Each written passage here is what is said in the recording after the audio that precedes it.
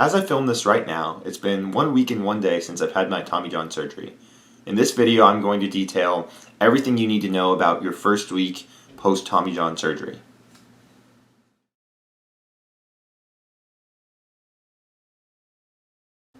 In the evening after your Tommy John surgery, you're probably going to want to spend most of your time relaxing and resting. You're probably going to want to eat some food. I wouldn't recommend eating anything too heavy because you're still under some medications and your stomach might not react favorably to that. I remember for me, I got to a hotel room where I was spending the night with my mom so that she could sort of manage me for the first night and make sure I was doing okay. After my surgery, I was really hungry for pizza, and so when we got to the hotel room, I was able to get some pizza. I didn't have too much, but just enough to make sure that there was something in my stomach for the next day, which is going to be very helpful for your recovery. I think ice is going to be a really good idea. I ended up just kind of laying on the hotel bed. I had my arm propped up like that, and that's going to help to make sure that the blood is not flowing to your arm. It's going to make sure that when you put ice on it, it's going to recover quicker because the blood is not going into areas that were recently operated on. That first night, sleeping is going to be probably your first big test. Figuring out how to get comfortable. It's definitely a little bit weird. Your arm's not used to being in a brace. It's not used to being all bandaged up like it is. So sleeping is going to be key. Obviously, it's very important to get as much sleep as you can, but it might be a little awkward falling asleep just because you're not used to having that brace on. I remember that I actually slept fairly well. My neck was sore because I was in kind of an awkward position, but that sort of sorted itself out over the next few days, and after that first night, really, I didn't have any trouble sleeping. Something else that first night that you're probably going to struggle with is flossing. Now, if you're like me, I like to floss a lot, and so obviously, if you only have one hand available, it's going to be pretty difficult to floss. So I would highly recommend picking up some of these floss picks. They allow you to floss with just one hand, and you can get the job done without having to worry about moving your arm that was just operated on.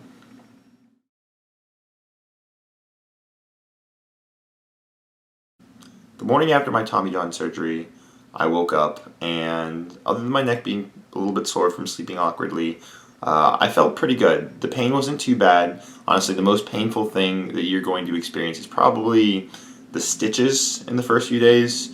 I had my palmaris grafted on my right arm, so it's all part of the same arm, which makes it a lot nicer for recovery. But the areas where you got stitched are going to feel a little painful. It feels like a paper cut, but nothing too bad. When you wake up in the morning, you're going to want to start taking your pain medication.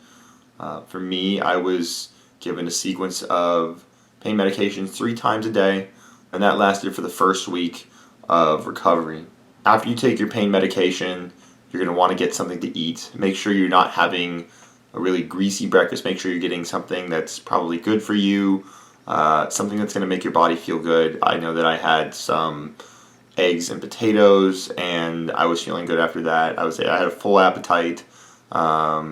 Obviously, don't overload on anything, but try to get some good proteins in your body, which are definitely going to help your recovery process. Something also that was interesting for me is that after the surgery, I felt tingling in my ring finger and my pinky. This is because during the Tommy John surgery, what happens is your ulnar nerve, which is what makes you feel tingly up in your ring finger and pinky, your ulnar nerve gets moved around a little bit in order for the surgery to happen. And so when they put it back into place, after they've sewn everything up, there's some inflammation that's going to happen in your arm. Now, this doesn't happen for everybody. Not everybody feels tingling in their fingers after the surgery. From what I was told, it's about 50% of people who do and 50% of people who don't. And I was in the 50% who did feel that tingling. And actually, this is a week out, and I still do feel that tingling, but it's not very bad.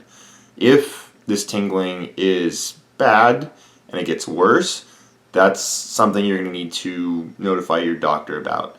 For me, however, and for the overwhelming majority of people, what's going to happen is it'll feel pretty tingling in the first few days, and gradually that tingliness will subside to where your pinky and ring finger feel completely normal.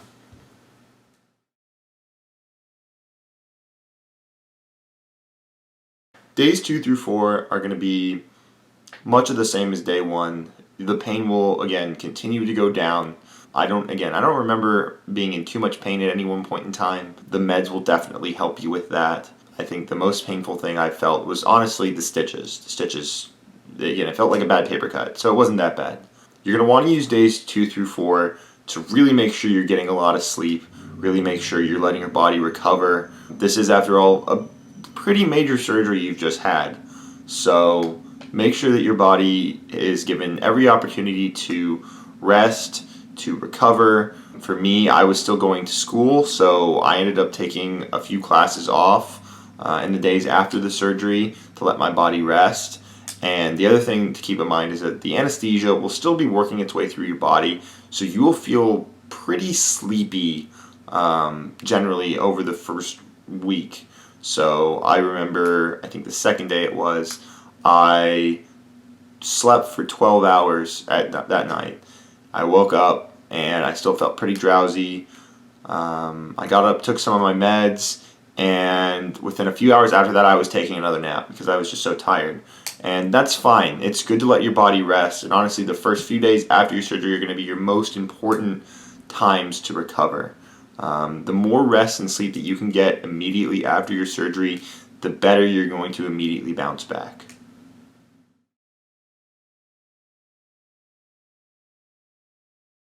Days 5 through 7 for me were, again, much of the same, letting my body rest, but at this point in time, I felt good enough to start moving around a little bit more. In days 2 through 4, you're going to feel really sluggish. In the days after that, I'd say it's a good idea to get up, move around a little bit, go for a walk, maybe climb some stairs. Don't do anything that's going to be too strenuous. You shouldn't be lifting, you shouldn't be running, and really you shouldn't even be trying to sweat very much. I know that you're not supposed to be able to get sweat under your bandages because if you do, it might cause an infection. So make sure that whatever you're doing is not too strenuous. Make sure it's just enough to get you moving, get your muscles stretched out a little bit.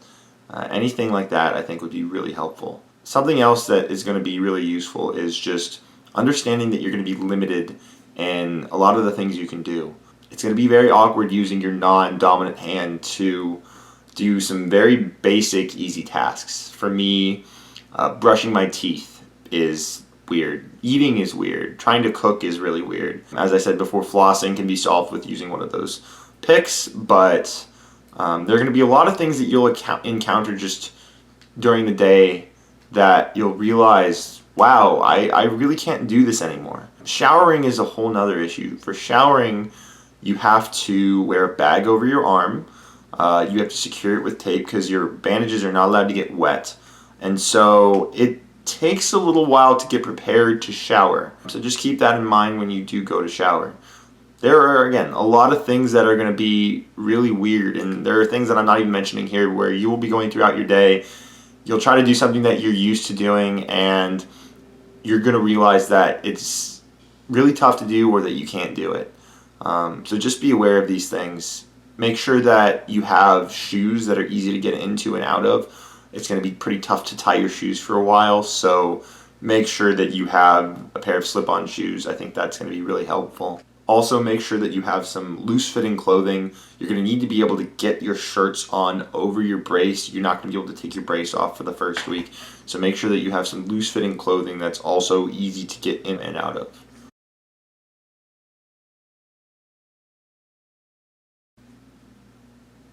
I've been given a lot of good advice about how to handle this surgery, not just physically but mentally.